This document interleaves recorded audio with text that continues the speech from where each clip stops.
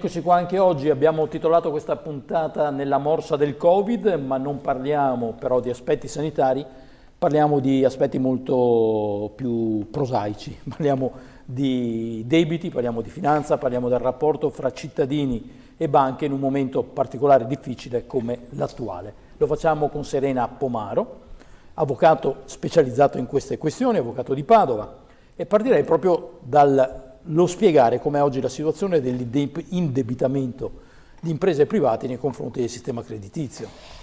Sì. E poi arriveremo anche a capire come ci si può difendere. Certo, buongiorno innanzitutto a tutti. Direi di partire da questo. Mai come in questo contesto storico ed economico, sia i privati che le micro, piccole e medie imprese sono state colpite dalle conseguenze estremamente gravi dell'emergenza Covid. Durante questa crisi attuale sono state colpite soprattutto dalla carenza di liquidità causata dalle ripercussioni economiche di questa pandemia e questo ovviamente ha scatenato delle difficoltà delle imprese che ho citato prima, cioè microimprese, piccole imprese, quindi imprese che hanno meno di 10 dipendenti, secondo ovviamente i canoni stabiliti dalla Comunità Europea, meno di 10 dipendenti oppure meno di 50 dipendenti e un certo tipo di fatturato. Per cui lo scenario che si configura all'orizzonte quantomeno per gli utenti del diritto come gli avvocati piuttosto che per i commercialisti è quello di vedere in un prossimo futuro molte aziende fallire piuttosto che dover chiudere letteralmente i battenti laddove riescono anche a evitare un fallimento. Questo però significa che le misure di sostegno non arrivano a destinazione, non sono sufficienti? Allora, c'è da dire che recentemente, il 29 giugno del 2020, la stessa Unione Europea, con una comunicazione la 4509, ha comunque stabilito che gli aiuti alle microimprese devono essere, e alle piccole imprese, devono essere comunque garantiti a tutte quelle imprese che comunque erano già in difficoltà al 31 dicembre del 2019, ma che comunque attualmente non siano sottoposte ad una procedura fallimentare. Questo per aprire le porte degli aiuti anche un po' tutto il sottostrato ovviamente delle piccole e medie imprese. Sta di fatto che sicuramente allora, le misure di sostegno che sono state comunque stabilite dal nostro governo con decreti che si sono succeduti, tra i più importanti ricordiamo il Cura Italia piuttosto che il decreto Ristori con le successive modifiche che sono state apportate, hanno sicuramente avuto e tuttora hanno un importante peso per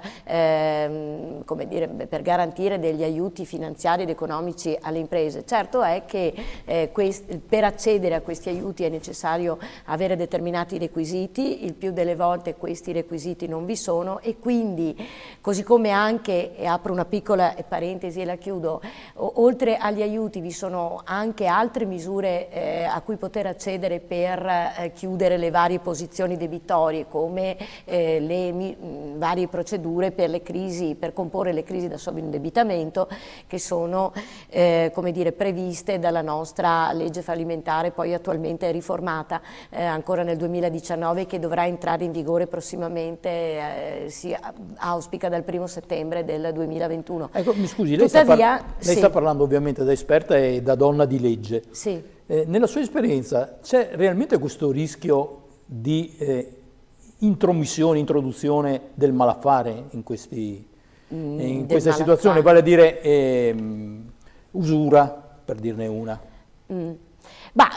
Diciamo che, ritornando a quello che stavo dicendo prima, laddove le aziende non riescano, le piccole imprese non riescano e anche i privati ad accedere a queste misure di sostegno o di aiuto, ovviamente il cliente che si presenta allo studio dell'avvocato esperto in materia bancaria laddove non può suggerire o consigliare al cliente queste misure alternative di aiuto che comunque per le procedure che implicano sovente sono anche abbastanza, richiedono molto lavoro, sono anche abbastanza costose. Ovviamente l'avvocato si trova a dover prima di tutto esaminare la documentazione portata dal cliente e poi spesso anche suggerire metodi tradizionali di risoluzione o di composizione di queste situazioni critiche, ad esempio proporre uno stralcio con l'istituto di credito piuttosto che un piano di rientro, dopo aver logicamente verificato anche la situazione patrimoniale del cliente. Certo, lei stava dicendo se ci possono essere rischi. Ma allora, se lei mi chiede nello specifico nel rapporto con l'istituto di credito, spesso dalla disamina della documentazione emergono applicazioni non sempre corrette alla lettera del contratto, voglio dire con...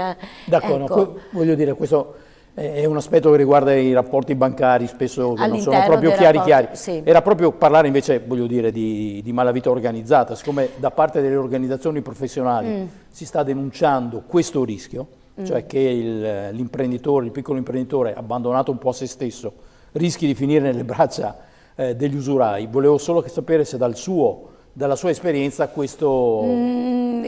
Oddio, può accadere, ma non, nello specifico io mi occupo ci mancherebbe quasi esclusivamente proprio della situazione con l'istituto di credito. Vero è, mi permetto di osservare questo, che è proprio nel momento in cui il cliente si trova in difficoltà finanziarie con rate di mutuo non pagate, la casa pignorata piuttosto che i fidi revocati, che si rivolge a quel punto allo specialista e lì in quel momento si scopre che effettivamente vi sono magari delle anomalie riscontrabili nell'andamento dei rapporti, per cui spesso accade che un debito, così come cristallizzato, così come richiesto al cliente dall'istituto di credito, tale non è, può essere inferiore. Meglio rivolgersi al professionista assolutamente, assolutamente, verificare la documentazione, esaminare i rapporti anche fruendo dell'ausilio di consulenti tecnici preparati, che è fondamentale logicamente, poi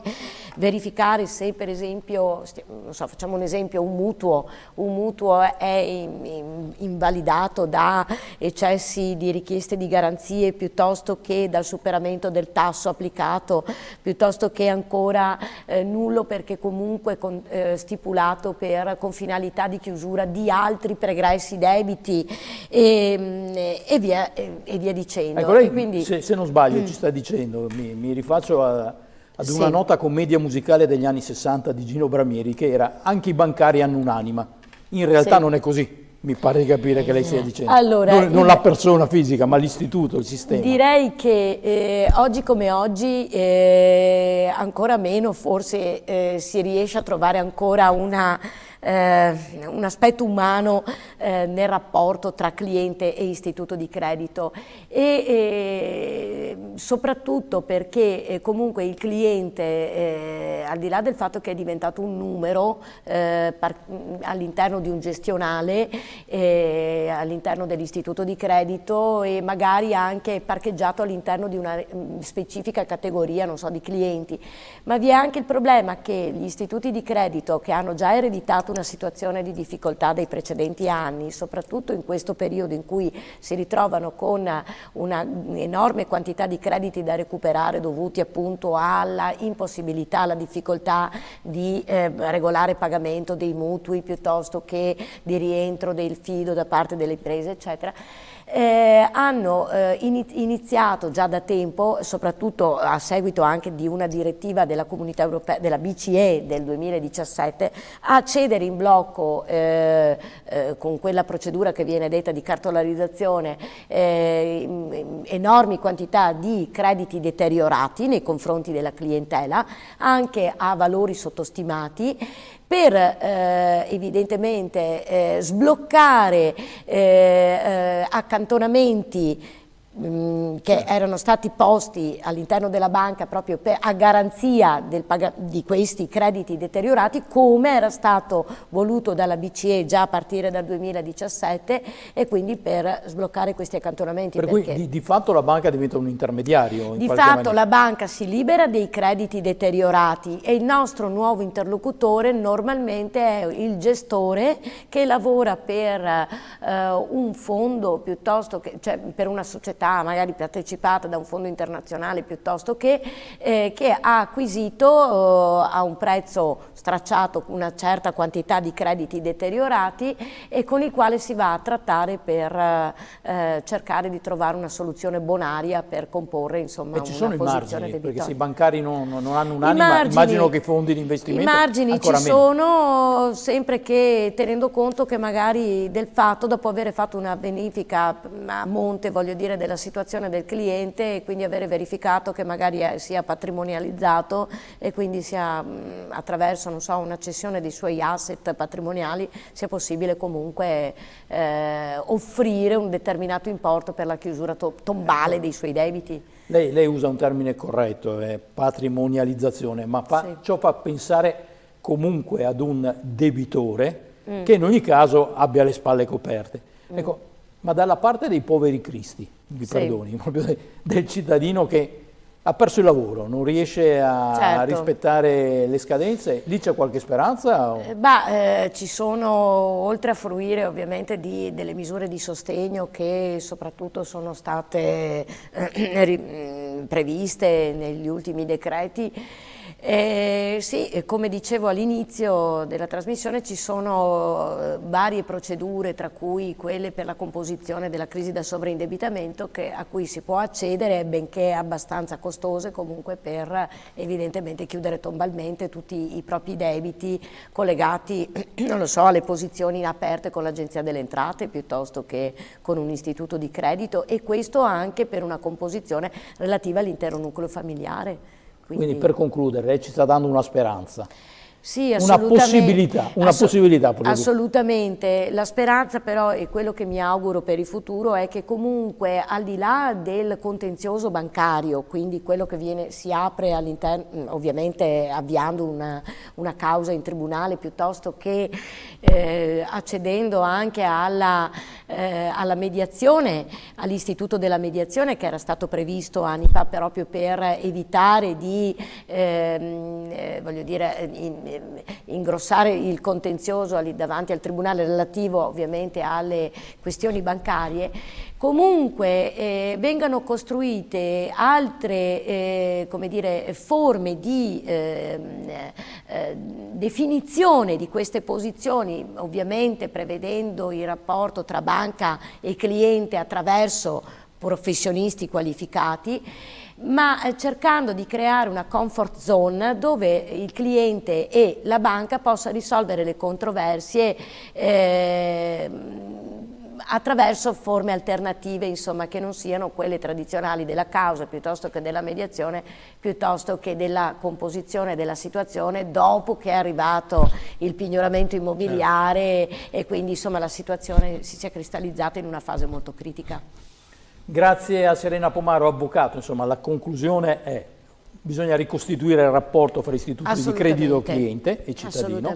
La seconda è rivolgersi a professionisti, che siano avvocati, ma voglio dire anche l'istituto di credito, non pensare che scorciatoie in questo momento possano aiutare le persone in difficoltà. Magari si ha il denaro in maniera più facile, però non si sa a cosa si va incontro. Insomma, è un momento difficile per chi ha dei debiti, quindi in ogni caso rivolgersi a professionisti. Okay. Grazie, buon lavoro. Grazie a lei. A voi, alla prossima.